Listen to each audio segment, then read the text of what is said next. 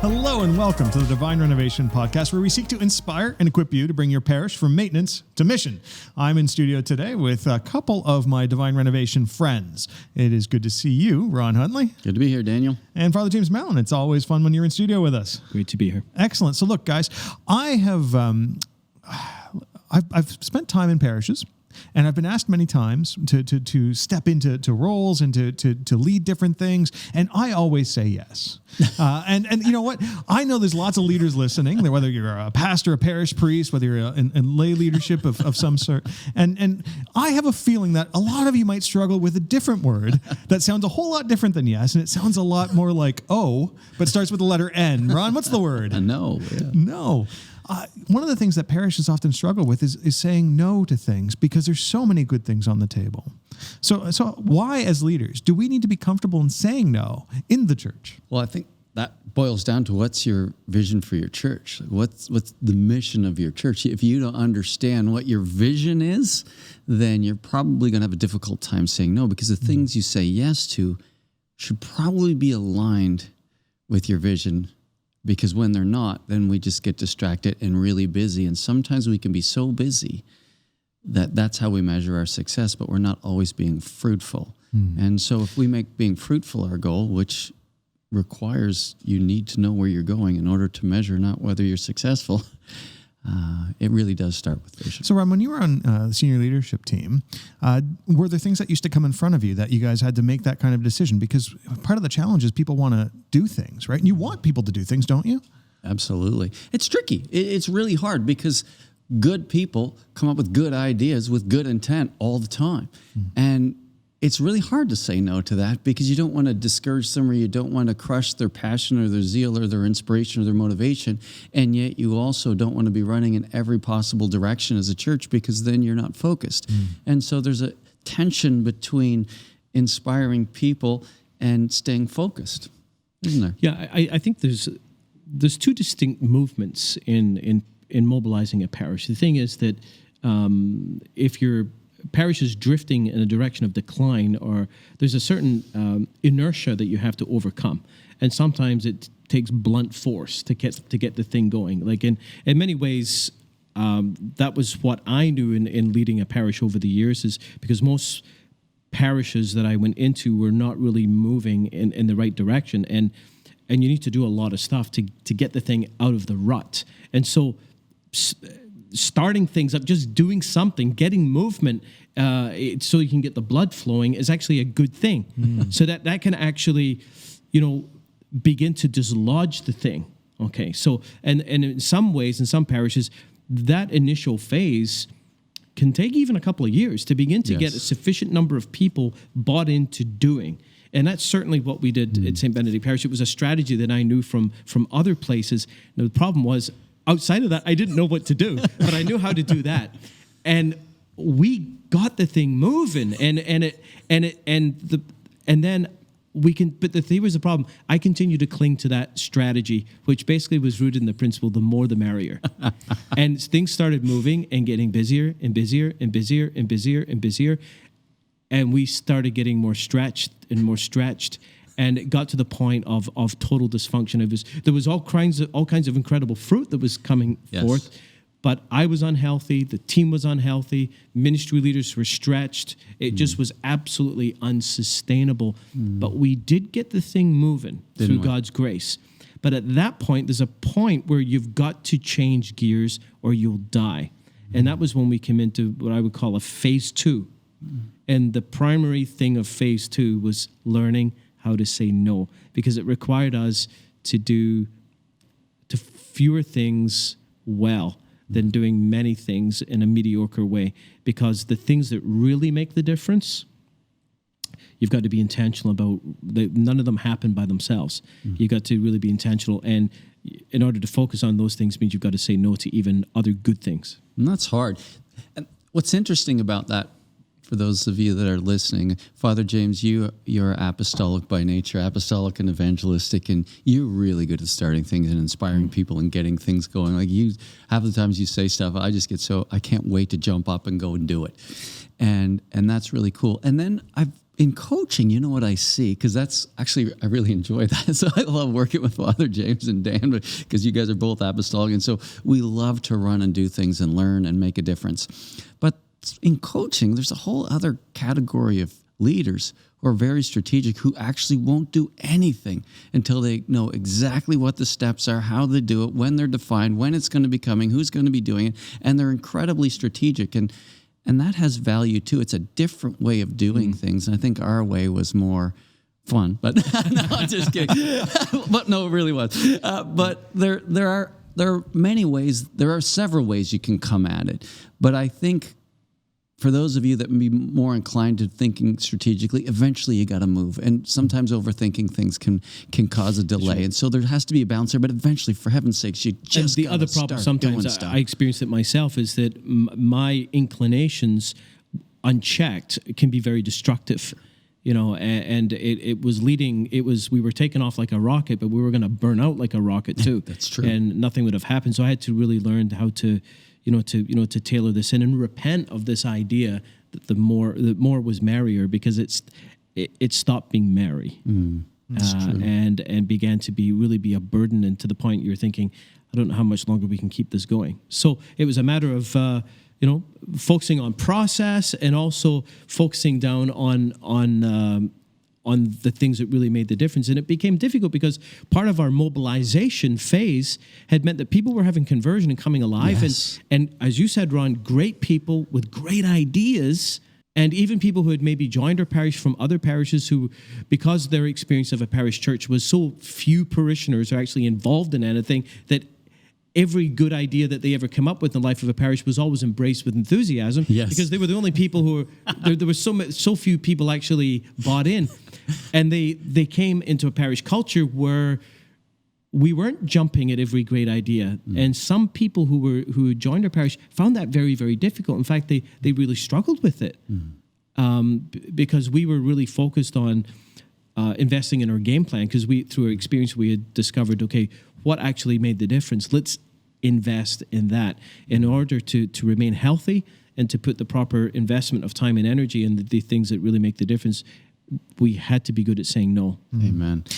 Sorry, I was going to say, I was thinking about this last night, and I was praying into it a little bit, and so I wanted to read just a small section from Nehemiah, because this, just to put it in the context, this is the rebuilding of the temple is happening in Jerusalem, and there are people trying to distract or get Nehemiah's attention. And so what does he say? He says, I am engaged in a great work, so I can't come. So he's been asked to come down. He's like, no, I am engaged in a great work, so I can't come. Why should I stop working to come and meet with you? 4 times they sent the same message. 4 times he's saying, no, I'm busy on the great work. The great work is rebuilding the temple. And it goes exactly to what you were saying earlier, Ron, which is, do you have a vision? Do you know what you're about? Like, What is it you're trying to do? And, it's that notion, if we embrace mission, it makes it so much easier to be clear about what are the things that we're going to do, because we begin to name what are the things that are critical and important to us. At St. Benedict Parish, it would have been the game plan. Yeah. And so that clarified the things that we're going to work on and let go of the things that we're not. And I love that story of Nehemiah, because it just makes so very clear. He's got such clarity of purpose that he's able to focus and push away the things in Mark's that are gospel too, at the beginning of his public ministry, Jesus, after he heals Peter's mother-in-law, goes up to the hills to pray, and Peter comes the next morning and says, Lord, what are you doing here? Everyone's looking for you. There are people who have needs, who want you to do things, and the Lord is like, nope, I've got to go on to the next town, because that's my purpose, that's my mission. So to the very nature, if you're mission focused, it inevitably means that you will have to be practiced in the art of saying no. Yeah. Not just to bad ideas, not just to bad things, but to good things. Yeah. And we will face opposition, because I think when we get clear on what we're trying to achieve, we're going to have opposition. We're going to have opposition from people who don't want the change, who don't want the transformation, who don't want us to go on that thing. And then we also, frankly, this is a spiritual thing at the end of the day. The things that we are about, and a parish that is on mission, is ultimately a spiritual endeavor. And so there is going to be opposition that is spiritual. And if I could draw us back to what happened to Nehemiah, because I think it's even more on point, because Nehemiah said no 4 times. And he was saying no to Sanballat, Tobiah, Geshem, and Geshub the Arab. Oh, those guys. Those guys, right? We all know those guys. That Shambaliah guy, does he shrimp? Does he bug you too? Like shrimp? But here's the thing. They wanted to kill Nehemiah. Now he was actually that he's saying no, but their whole goal was they want to kill him because they don't want him to do what he's doing. This is the opposition to the rebuilding of the temple, and so they were trying to pull down what he was trying to achieve, and it was his focus that allowed him to continue the good work that God had placed on his heart. A lot of no's that people get, a lot of priests that I coach into really struggle with no's because they've spent their whole priesthood saying yes and making time for anybody who asks, no matter what. And so their capacity to prioritize and invest in areas where they're going to get have the biggest impact literally doesn't even exist. And then to break out of that is so hard for them because you've created that culture in your church. It's one thing if you're new or you're going into a new church, you can establish new patterns. But if you're transforming a church you're already in, you need to transform as a leader too, because your church isn't going to be able to say no intentionally if you don't learn how to say no intentionally. I think it's why it's so important for the pastor to have these kind of conversations with his key leaders, with his parish staff, with his ministry leaders, through something like a leadership summit, because you want them to get the why. These are very influential people, and even bring it into a homily, especially if you're in a parish where you've been doing things in a particular way and you desire to change in a different direction. You've got to come before your people and preach it. You've got to preach about, formally, this is what we've been doing. This is how I've been doing, and here's the reason why I think we have to start doing it in a different way. Give the why. Try to convict people of the why, and recognizing that the whole system in which priests were formed, it's this kind of thing. There is no ultimate vision other than respond to the needs of the flock. That's what's given to us as the purpose, as the mission.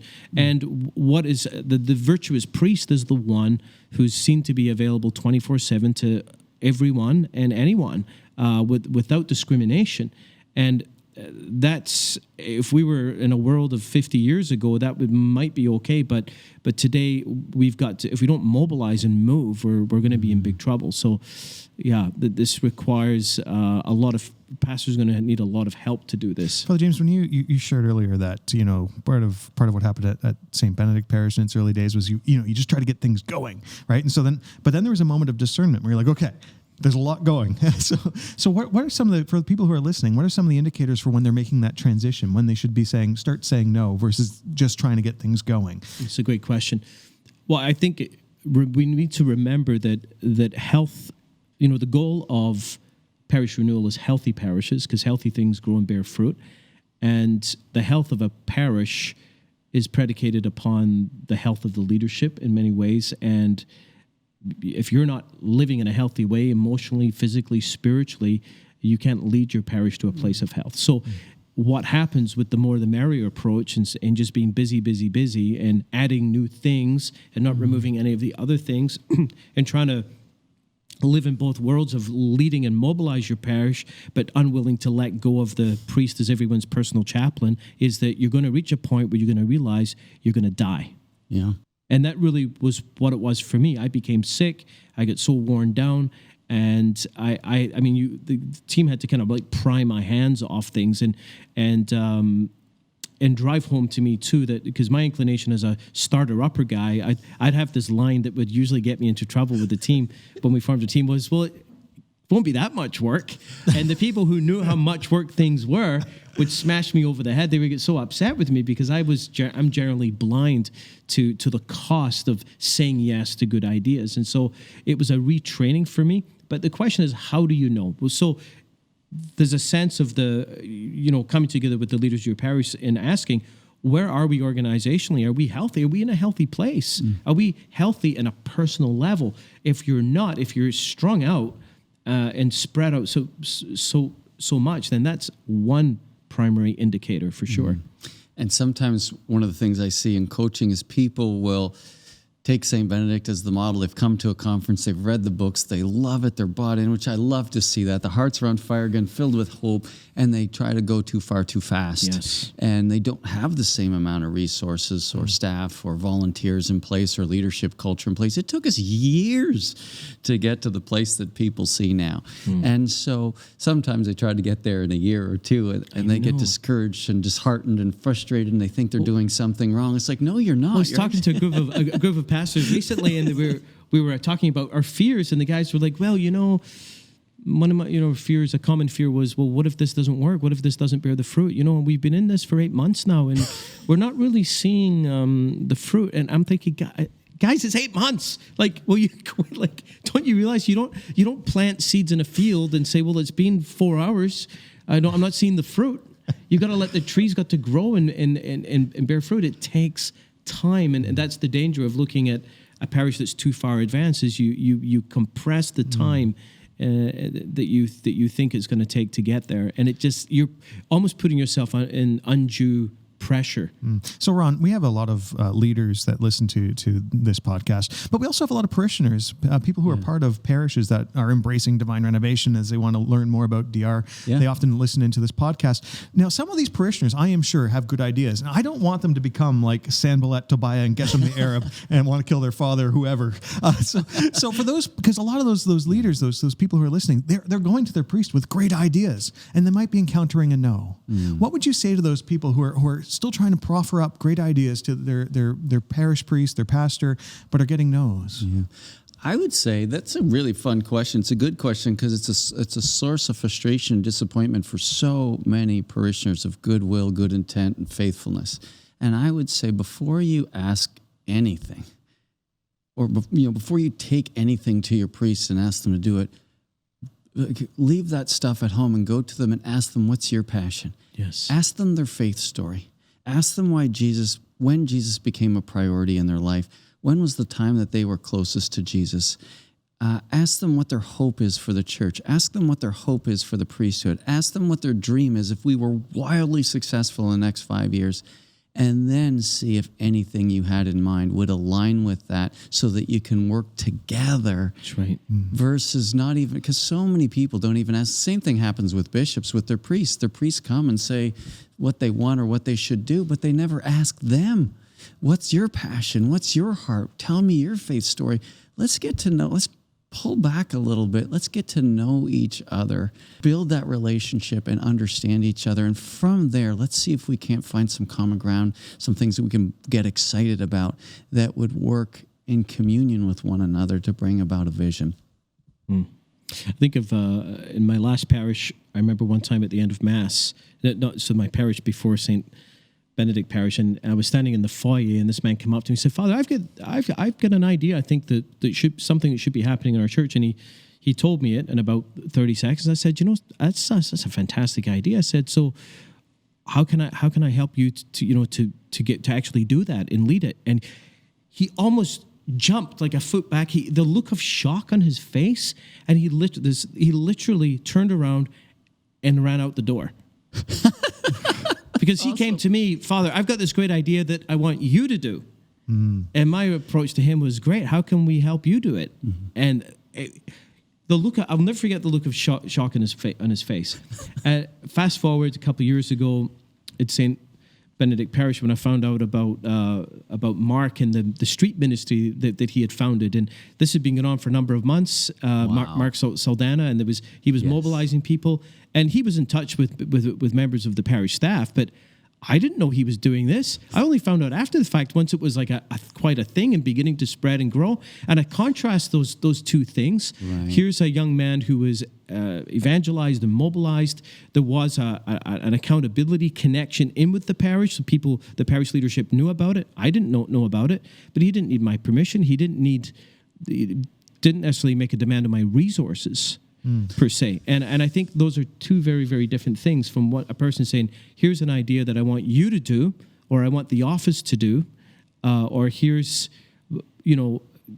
something that I've been doing and I'm being supported by the parish. But it's really, there's not a lot of energy that's being asked of the parish. You roll back the clock a couple of years, and divine renovation. There, we never got a lot of criticism about the divine renovation model, but we did get criticized on one item that perturbed us. And I think, Father James, you just hit on it a bit, which is there's nothing written in your book, Father James, about how you're going to go reach the poor, and you've lost the theme. Isn't that what the church is supposed to do? What would you answer? Social justice. Well, that's the thing that is kind of flipping around. Instead of saying, here are 3 ministries that we as a parish support, and let's go try to beat the bushes to get people to run these things or to be involved in them. Rather, let's help let's evangelize people and help them to take ownership of the mission, and then to discern what are your particular giftings, passions, and what's your call. What is the Lord calling you to get involved in, and how can we help with that? Those are two very different things. And people, there will always be a segment of your parish that are going to feel called to reach out to the poor and to minister to the poor, to work for justice. And so let's help people to uncover their own passion and calling, rather than somehow creating these categories and trying to fit people into them. That would be my sense. Yeah, and that's what we've seen over and over again. Even when we started Connect groups, which are a follow-up to Alpha, home groups of 20 to 30 people that meet every 2 weeks. When we started those, I remember a couple that was invited into the leadership. They said, well, where do you want people to be in 6 months? And I said, what do you mean? Well, what do you want them to be able to do? What do you want them? I said, no, we're just creating a space where people can grow in their faith, grow in all the gifts, including the gifts of the Holy Spirit, so they can hear the voice of God and obey. Like, the goal isn't to have them hear our voice or your voice. The goal is to have them hear the voice of God and then obey. And so come alongside and say, what's God saying to you? And then let's help you do the things that God's calling you to do.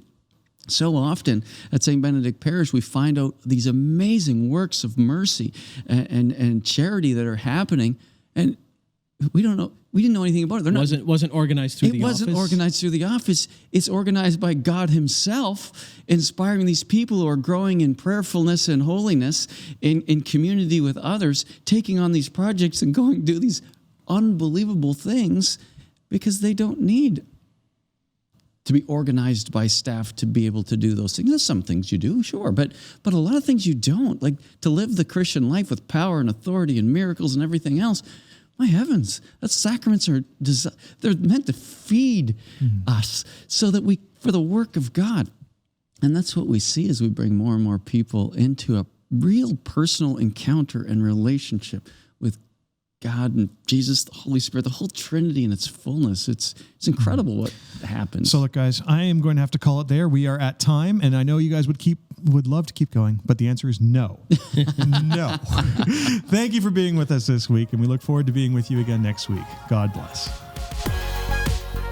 Thanks so much for listening. By joining the Divine Renovation Network, you'll be connected with priests and parishes across the whole world. You'll gain access to our ever-growing library of video resources, as well as exclusive access to live discussions, courses, and conference opportunities. Visit divinerenovation.tv for more details.